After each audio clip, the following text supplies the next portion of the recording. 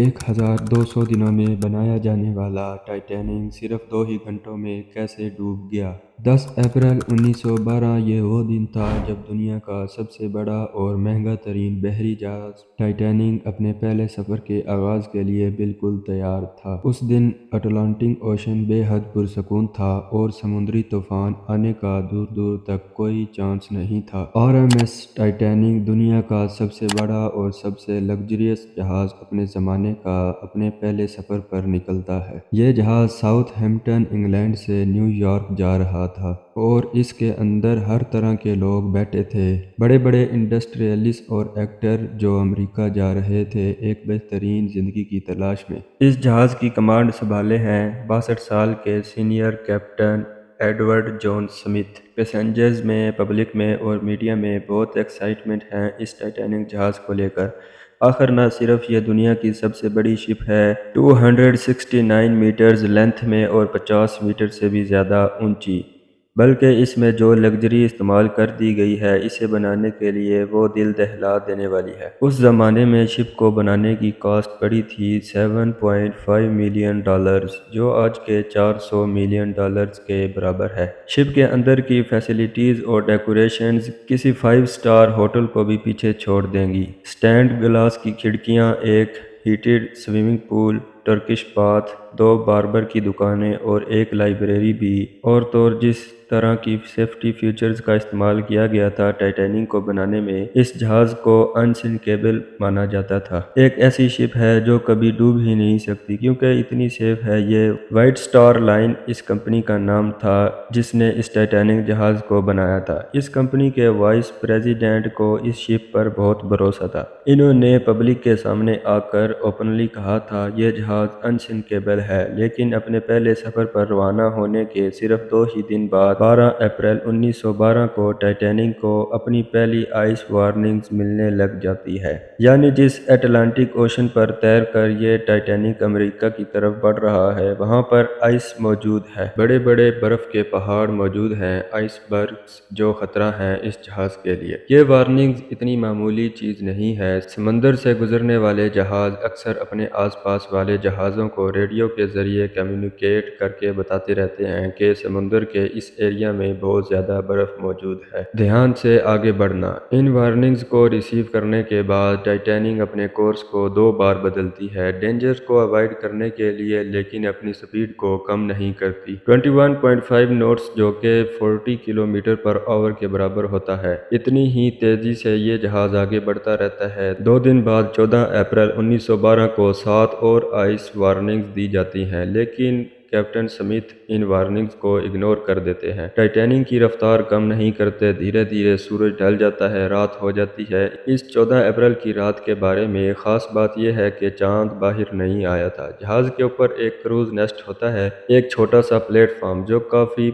Height पर होता है, लुकआउट पॉइंट कह सकते हो, जहां पर किसी को बिठा कर रखा जाता है हमेशा, ताकि सामने जहाज के क्या आ रहा है वो नजर रखते रहे। कहीं कोई ट्रैफिक तो नहीं, तो जो बंदा इस जगह पर बैठा था उसे बड़ी ही ठंड का सामना करना पड़ता है। बहुत तेज रफ्तार से ठंडी हवाएं बह रही थी, ऊपर से रात का वक्त था। रात के 11:39 पर अचानक से ये अपने सामने देखता है कि एक बड़ा सा बर्फ का पहाड़, एक आइसबर्ग आ गया है। जल्दी से 3 बार घंटी को बजाता है ताकि नीचे बैठे हुए लोग सुन सके। फिर फोन उठाकर कॉल करता है ऑफिसर्स को ब्रिज पर, चलाकर कहता है सामने हमारे एक आइसबर्ग है, जल्दी से जहाज को मोड़ो। फर्स्ट ऑफिसर विलियम ब्रिज पर बैठे इस इंस्ट्रक्शन को सुनते हैं और इंजन रूम को हुक्म देते हैं कि जहाज को लेफ्ट डायरेक्शन में मोड़। लेकिन अनफॉर्चुनेटली बहुत लेट हो चुकी थी। सिर्फ 1 मिनट बाद 11:40 पर जहाज जाकर इस आइसबर्ग से टकरा जाता है। ये आइसबर्ग भी कोई छोटा मोटा आइसबर्ग नहीं था। लेंथ में ये 200 बाई 400 फीट था, एक फुटबॉल फील्ड जितना बड़ा, और हाइट में ये क्रूज नेस्ट तक आ रहा था।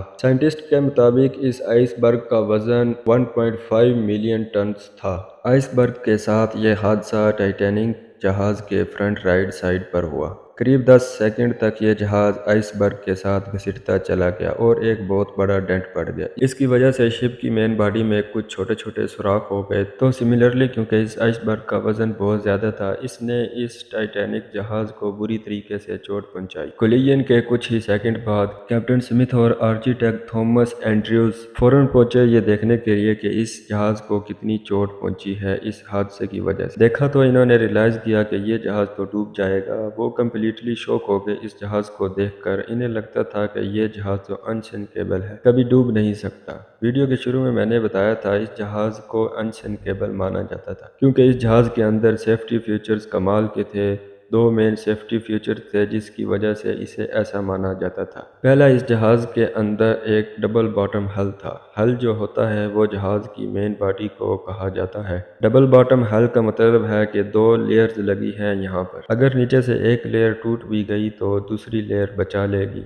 اور دوسرا، جو پوری شپ کی مین باڈی ہے جو ہل ہے، اسے 16 الگ الگ واٹر ٹائٹ کمپارٹمنٹس میں ڈیوائیڈ کیا گیا ہے۔ 16 میں سے 4 کمپارٹمنٹ بھی اگر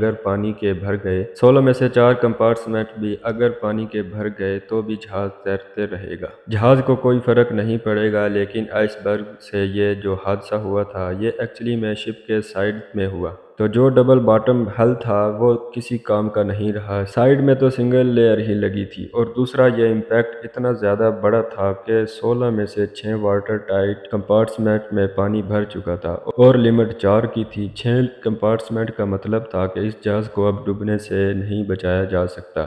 یہ انسنکیبل جہاز بھی اب ڈوب جائے گا۔ حادثے کے قریب 20 منٹ بعد رات کے 12 بجے کیپٹن سمتھ آرڈر کرتے ہیں کہ اپنے کرو ممبرز کو کہ ایک ڈسٹریس کال بھیجو ریڈیو پر۔ جو آس پاس موجود جہاز ہوں گے وہ شاید سے ہمارے سگنل کو پکڑ لیں اور ہمیں بچانے آ جائیں۔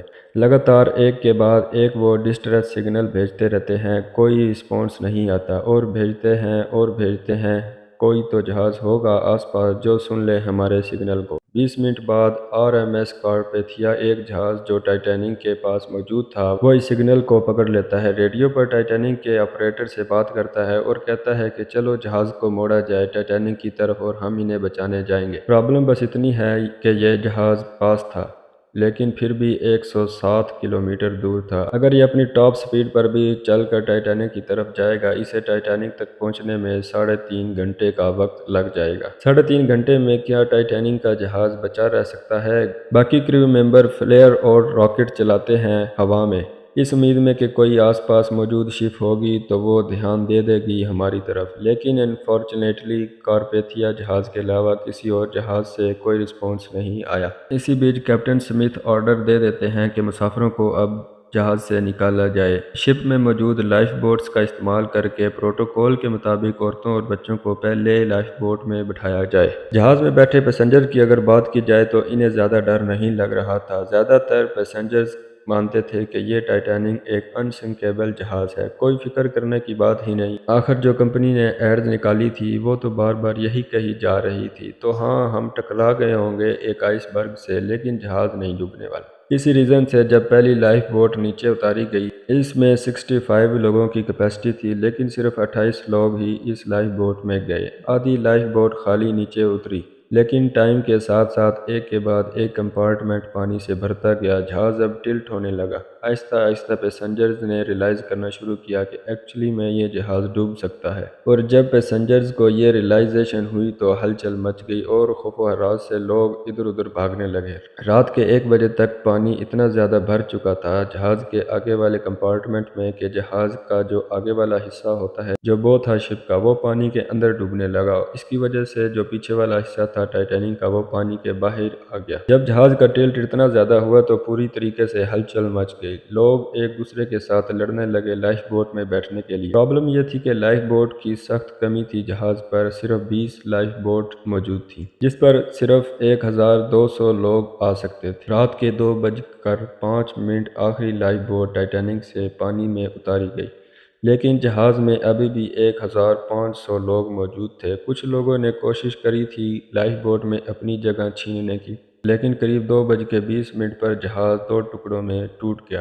اور پھر آہستہ آہستہ پانی کے اندر ڈوب گیا۔ 3 گھنٹے بھی نہیں لگے اس کبھی نہ ڈوبنے والے جہاز کو پانی کے اندر ڈوبنے میں۔ جو 1500 لوگ جہاز پر موجود تھے وہ یا تو جہاز کے ساتھ پانی میں ڈوب گئے یا پھر جن لوگوں کو تیرنا آتا تھا وہ ہائپوتھرمیا کی وجہ سے مارے گئے۔ پانی کا ٹیمپریچر -2 ڈگری تھا۔ اس ٹیمپریچر پر اگر آپ پانی میں گرو گے تو کچھ منٹوں کے اندر آپ کی موت ہو جائے گی، ٹھنڈ کی وجہ سے، ہائپوتھرمیا کی وجہ سے۔ ٹائٹینک جہاز کے کیپٹن ایڈورڈ سمتھ کہا جاتا ہے وہ بھی جہاز کے ساتھ ڈوب گئے۔ دوسری طرف کچھ لوگوں کا یہ بھی ماننا ہے RMS کارپیتھیا جہاز جو ٹائٹینک کے لوگوں کو بچانے نکلا تھا وہ اس لوکیشن پر پہنچتا ہے 3:30-4 بجے کے درمیان میں، قریب 1 گھنٹے لیٹ ان لوگوں کو بچانے کے لیے جو جہاز پر موجود تھے۔ لیکن جو لائف بوٹ سے لوگ نکل گئے تھے جہاز سے قریب 705 لوگ تھے۔ انہیں یہ جہاز سکسیسفلی بچا لیتا ہے۔